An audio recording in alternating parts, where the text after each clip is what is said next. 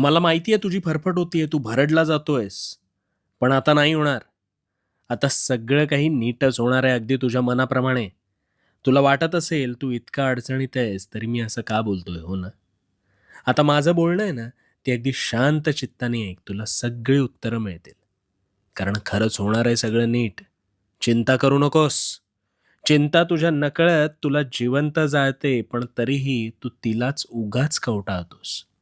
हो, मला माहिती आहे तू अडचणीत आहेस. पण हाच खरा खेळ तुला कळलेला नाही.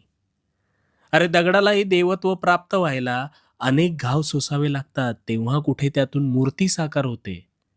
पण मग ह्या उपरोक्ष तू तर माणूस आहेस.